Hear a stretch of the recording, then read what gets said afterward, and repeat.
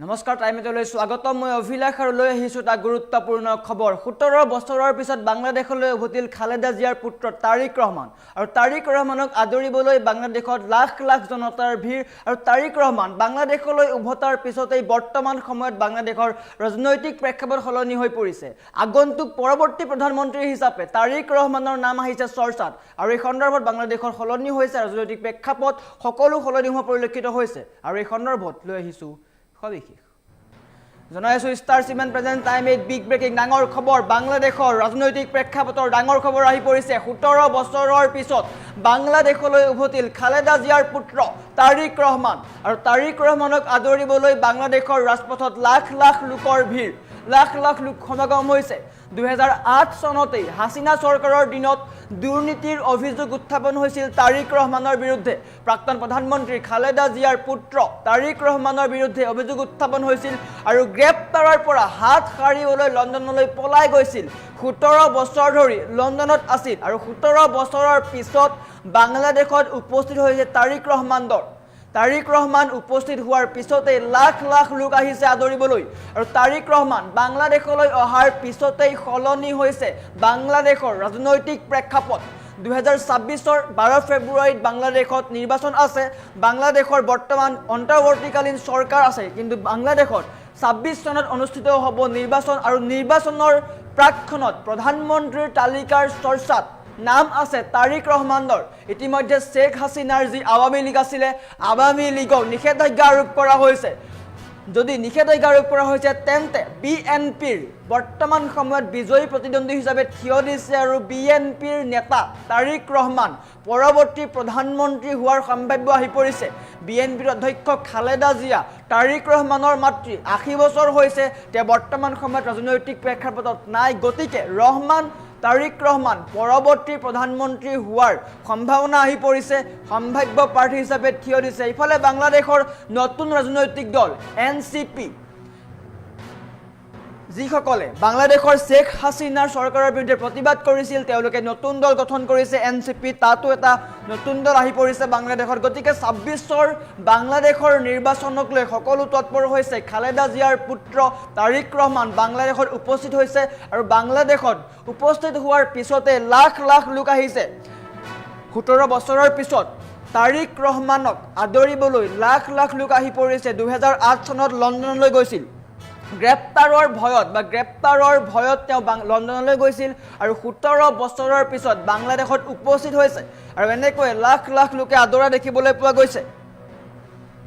আৰু তাৰিক ৰহমান বাংলাদেশলৈ অহাৰ পিছতেই সম্পূৰ্ণৰূপে সলনি হৈছে বাংলাদেশৰ ৰাজনৈতিক প্ৰেক্ষাপট পৰৱৰ্তী প্ৰধানমন্ত্ৰীৰ নাম চৰ্চাত আহিছে তাৰিক ৰহমানৰ নাম চৰ্চাত আহিছে কিয়নো আৱামী লীগক সম্পূৰ্ণৰূপে নিষেধাজ্ঞা কৰা হৈছে আৱামী লীগে বাংলাদেশৰ নিৰ্বাচনত প্ৰতিদ্বন্দ্বিতা আগবঢ়াব নোৱাৰিব যাৰ ফলত বিএনপিৰ নেতা তাৰিক ৰহমানৰ প্লাছপইণ্ট আহি গৈছে তাৰিক ৰহমান পৰৱৰ্তী প্ৰধানমন্ত্ৰী হ'ব পাৰে বাংলাদেশৰ ৰাজনৈতিক প্ৰেক্ষাপটত এইসমূহ খবৰ আহি পৰিছে নতুন খবৰ আহি পৰিছে অন্তৰ্বৰ্তীকালীন চৰকাৰৰ পতনৰ পিছত 26ত নিৰ্বাচন হ'ব 26ৰ নিৰ্বাচনত বিএনপিৰ প্ৰাৰ্থী তাৰিক ৰহমান প্ৰধানমন্ত্ৰী হোৱাৰ সম্ভাৱনা আহি পৰিছে আৰু 16 ডিচেম্বৰত তেওঁ আহি উপস্থিত হৈছে বাংলাদেশৰ ৰাজনীতিমে তেওঁ আহিছে বাংলাদেশৰ ৰাজনীতিত তেওঁ এন্ট্ৰি মাৰিছে বুলি ক'ব লাগিব 17 বছৰৰ পিছত বিএনপি এন্ট্ৰি মাৰিছে খালেদা জিয়া বৰ্তমান অসুস্থ হৈ পৰিছে খালেদা জিয়াৰ সলনি তেওঁৰ পুত্ৰ ডাঙৰ পুত্ৰ তাৰিক ৰহমান বাংলাদেশৰ নেতা হৈ পৰিছে বাংলাদেশত উপস্থিত হৈছে 17 বছৰৰ পিছত লণ্ডনলৈ আহিছে আৰু লণ্ডনত উপস্থিত হৈ লাখ লাখ লোক দেখিবলৈ পোৱা গৈছে এনেকৈ লাখ লাখ লোকে তাৰিক ৰহমানক আদৰা দেখিবলৈ পোৱা গৈছে কেলেংকাৰীৰ পৰা আৰম্ভ কৰি বহু দুৰ্নীতিত তেওঁ নাম জড়িত হৈ আছে 84টাতকৈও অধিক কেলেংকাৰীত তেওঁ নাম অন্তৰ্ভুক্ত হৈছে সমান্তৰালকৈ সেইসমূহ গ্ৰেপ্তাৰৰ ভয়ত যি অভিযোগ উত্থাপন হৈছিল তাৰ ফলত বা গ্ৰেপ্তাৰৰ ভয়ত তেওঁ বাংলাদেশ এৰি পলাইছিলে লণ্ডনলৈ গৈছিলে আৰু 17 বছৰৰ পিছত তেওঁ লণ্ডনৰ পৰা বাংলাদেশত উপস্থিত হৈছে আৰু বাংলাদেশত উপস্থিত হোৱাৰ পিছতেই দেখিবলৈ পোৱা গৈছে বিএনপিৰ শক্তি দেখিবলৈ পোৱা গৈছে লাখ লাখ লোকে ভিৰ কৰিছে বাংলাদেশৰ ৰাজধানী ঢাকাত আৰু বাংলাদেশলৈ আহিয়েই 25 ডিচেম্বৰৰ পৰা কেইবাটাও কাৰ্যসূচীত অংশগ্ৰহণ লৈছে ঢাকা এয়াৰপৰ্টত পুৱাই উপস্থিত হৈছে 11টা বজাত তেওঁ উপস্থিত হৈছে ঢাকা এয়াৰপৰ্টত আৰু এয়াৰপৰ্টত 300 ফিট উচ্চতাত তেওঁ উপস্থিত হৈছে আৰু কেইবা লাখ লোকে তেওঁক আদৰিবলৈ দেখিবলৈ পোৱা গৈছে আদৰা দেখিবলৈ পোৱা গৈছে কেইবা লাখ লোকে আদৰা দেখিবলৈ পোৱা গৈছে আৰু মাতৃ খালেদা জিয়াক তেওঁ লগ কৰিবলৈ যাব খালেদা জিয়াক লগ কৰিবলৈ তেওঁ হস্পিটেল যাব তাৰ পিছতেই আৰম্ভ কৰিব ৰাজনৈতিক কাম ডাঙৰ খবৰ আহি পৰিছে 26ত বাংলাদেশত নিৰ্বাচন হ'ব নিৰ্বাচনৰ প্ৰাক্ষণত নতুন প্ৰধানমন্ত্ৰীৰ নাম আহিছে চৰ্চাত আহিছে তাৰিক ৰহমানৰ নাম কিয়নো শেখ হাছিনাৰ যি দল আছিলে আৱামী লীগক সম্পূৰ্ণৰূপে নিষেধাজ্ঞা কৰা হৈছে আৰু নিষেধাজ্ঞা কৰাৰ পিছতেই বৰ্তমান সময়ত বিএনপি শক্তিশালী দল হিচাপে থিয় দিছে তাৰ উপৰিও বাংলাদেশৰ শেখ হাছিনাৰ বিৰুদ্ধে যিসকল জেনজে প্ৰতিবাদ কৰিছে বা যুৱচামে প্ৰতিবাদ কৰিছিলে তেওঁলোকে এটা নতুন দল খুলিছে এনচিপি বুলি নতুন দল খুলিছে আৰু এনচিপিয়ে প্ৰতিদ্বন্দ্বিতা আগবঢ়াব যাৰ ফলত তেওঁলোকে ভাৰতৰ হিন্দু বা বাংলাদেশৰ সংখ্যালঘুসকলক হাৰাশাস্তি কৰাৰ কথা সন্মুখীন আহি পৰিছে শেহতীয়াকৈ বাংলাদেশত সংখ্যালঘু হিন্দুৰ সৈতে যি ঘটনা সংঘটিত হৈছিল তাক লৈ চিন্তিত হৈ পৰিছে সকলো ভাৰতৰ সৈতে এনচিপিয়ে হওক বা বিএনপিয়ে হওক ভাৰতৰ সৈতে তেওঁলোকৰ সম্পৰ্ক ভাল নহয় ভাৰতৰ সৈতে তেওঁলোকে সদায় মতভেদ হৈ আহিছে বা মতানৈক্য হৈ আহিছে আৰু বৰ্তমান সময়ত যদি বিএনপি পুনৰ ক্ষমতাত আহে তেনে ভাৰতৰ সৈতে পুনৰ সংঘাত হোৱাৰ সম্ভাৱনা আহি পৰিছে সংখ্যালঘু হিন্দুক টাৰ্গেট কৰা হ'ব পাৰে বৰ্তমান সময়তো সংখ্যালঘু হিন্দুক টাৰ্গেট কৰা হৈ আছে যদিও বিএনপি ক্ষমতালৈ অহাৰ পিছত বা তাৰিক ৰহমান যদি প্ৰধানমন্ত্ৰী হয় তেন্তে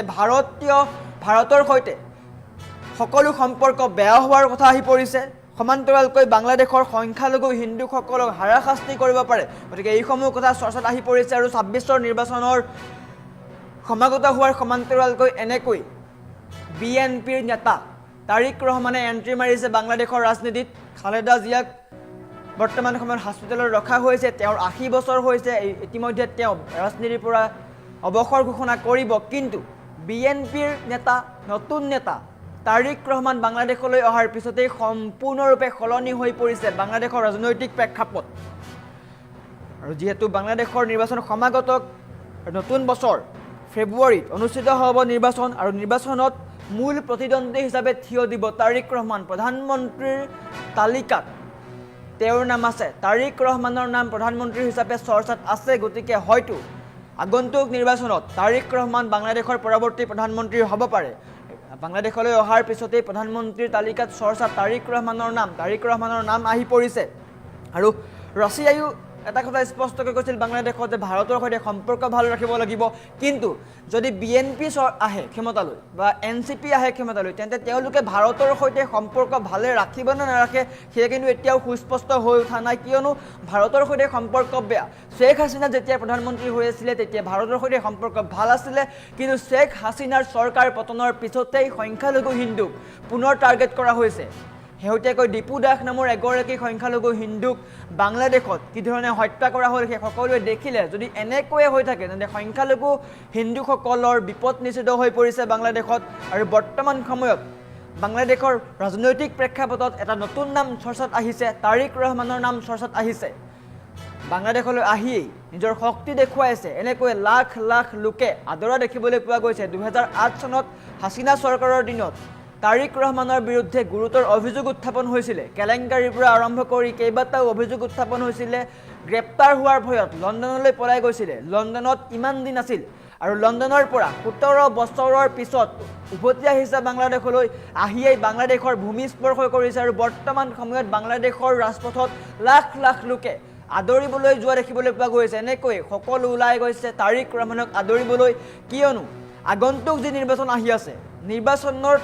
প্ৰধানমন্ত্ৰীৰ নামৰ চৰ্চাত বা প্ৰধানমন্ত্ৰীৰ তালিকাত তাৰিক ৰহমানৰ নামটো প্ৰথমত আছে তাৰিক ৰহমানৰ নাম চৰ্চাত আছে গতিকে যদি বিএনপি ফালৰ পৰা তাৰিক ৰহমানে প্ৰতিদ্বন্দ্বিতা কৰে তেন্তে আগন্তুক নিৰ্বাচনত যদি জয়ী হয় পৰৱৰ্তী প্ৰধানমন্ত্ৰী হিচাপে তাৰিক ৰহমান নিশ্চিত হ'ব পাৰে